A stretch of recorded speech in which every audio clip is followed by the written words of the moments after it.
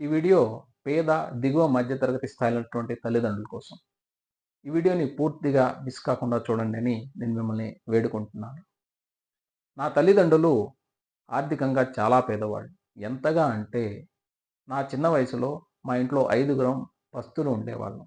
వీధిలో అందరి ఇళ్లలో లైట్లు వెలుగుతుంటే మా ఇంట్లో చీకటి ఉండేది. ఎందుకంటే అది శిథిలావస్థలో ఉన్నటువంటి ఒక ధర్మసత్రం. ఆ తర్వాత ఒక మనసున్న పెద్దాయన మాకు 6 సంవత్సరాల పాటు అద్దె లేకుండా ఒక ఇల్లు ఉచితంగా ఇచ్చాడు. 16 సంవత్సరాల వయసులో నేను పేపర్ బాయ్‌గా చేశాను. అది నా మొదటి ఉద్యోగం. ఇక 18 సంవత్సరాల వయసులో మా నాన్నగారు గుండెపోటుతో మరణించారు. మా కుటుంబ కష్టాలు మరింత పెరిగాయి. నా బెస్ట్ ఫ్రెండ్స్, ఇద్దరు దగ్గరి బంధువులు, ఒక తెలుగు లెక్చరర్ గారి సహకారంతో గ్రాడ్యుయేషన్‌లో బీఎస్సీలో చేరిన నేను బీకామ్‌లోకి మారి పార్ట్ టైమ్ జాబ్స్ చేస్తూ గ్రాడ్యుయేషన్‌ని పూర్తి చేయగలిగాను. గ్రాడ్యుయేషన్ అయిన వెంటనే ఉద్యోగం చేయటం మొదలుపెట్టాను. ఆ విధంగా 25 సంవత్సరాలుగా నేను ఉద్యోగం చేస్తూనే ఉన్నాను. ఇప్పటికీ నాకు సొంత ఇల్లు లేదు. అంటే లోన్ హౌస్ ఉంది. కానీ ఓన్ హౌస్ లేదు. లోన్ హౌస్ అంటే ఇంటి మీద రుణం తీసుకొని ఇల్లు కొనుక్కున్నాను. ఇప్పటికీ ఈఎంఐ చెల్లిస్తూనే ఉన్నాను. ఇంట్లో కొన్ని వస్తువులు సమకూరాయి.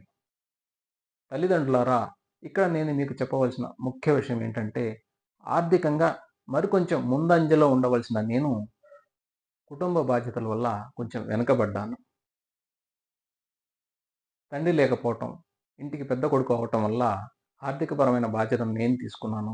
మా తమ్ముడు మిగతా బాధ్యతలు చూసుకున్నాడు. ఇక ముఖ్య విషయానికొస్తే, మా ఆఫీసులో కొంతమంది అబ్బాయిల్ని, అమ్మాయిల్ని గమనించాను. వాళ్ళంతా 20-25 సంవత్సరాల వయసు లోపల ఉన్నవాళ్ళే.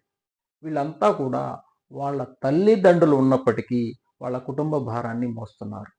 నేను మళ్ళీ చెప్తున్నాను.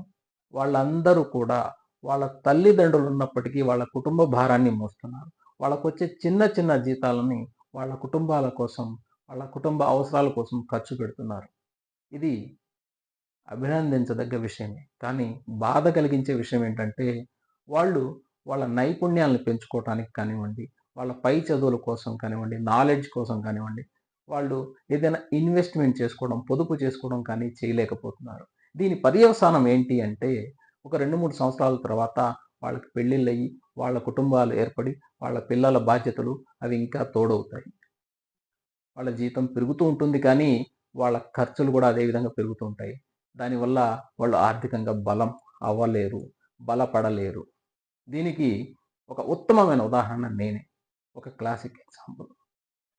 కాబట్టి తల్లిదండ్రులారా, నేను మిమ్మల్ని అభ్యర్థిస్తున్నది ఏమిటంటే, మీరు ఇంతకాలం కష్టపడ్డారు. మరికొంతకాలం కనుక మీరు మీ పిల్లలకు అండగా ఉండి, ఆర్థికపరమైన భారాన్ని మీ పిల్లలకు వాళ్ళు ఉద్యోగంలో చేరిన వెంటనే వాళ్ళ మీద పెట్టకుండా వాళ్ళకొచ్చే జీతాన్ని, ఆదాయాన్ని వాళ్ళ పై చదువుల కోసం, వాళ్ళ నాలెడ్జ్‌ని పెంచుకోవడం కోసం, వాళ్ళ స్కిల్స్‌ని పెంచుకోవటం కోసం, అలాగే వాళ్ళ భవిష్యత్తు యొక్క అవసరాలకు అవసరమైనటువంటి ఇన్వెస్ట్‌మెంట్స్‌ని చేసుకోవడం కోసం మీరు వాళ్ళని నిక్కచ్చిగా ప్రోత్సహించండి. ఎప్పుడైతే వాళ్ళు మంచి నాలెడ్జ్‌తో ఉంటారో, మంచి స్కిల్స్‌తో ఉంటారో, వాళ్ళకి మంచి అవకాశాలొస్తాయి. ఆ విధంగా వాళ్ళకి ఆదాయం పెరుగుతుంది. ఆర్థికంగా బలపడతారు. తల్లిదండ్రులారా, మీరు గనక కొంతకాలం మీ పిల్లలకి అండగా ఉంటే, దానికి సంబంధించిన ఫలాలను మీరు కూడా పొందుతారు. మీరు మరింత సంతోషంగా ఉంటారు. మీ పిల్లల గురించి మీరు ఇంకా గర్వపడతారు. ఇక యువతకు నేను గట్టిగా చెబుతున్నాను. ఏ తల్లిదండ్రుల అండతో అయితే మీరు పైకి ఎదిగారో, ఆ తల్లిదండ్రులకు వృద్ధాప్యంలో అండగా ఉండటం మీ బాధ్యత. పూర్తి బాధ్యత. దీన్ని వదిలిపెట్టవద్దు.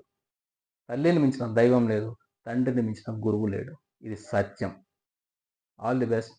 జై హింద్.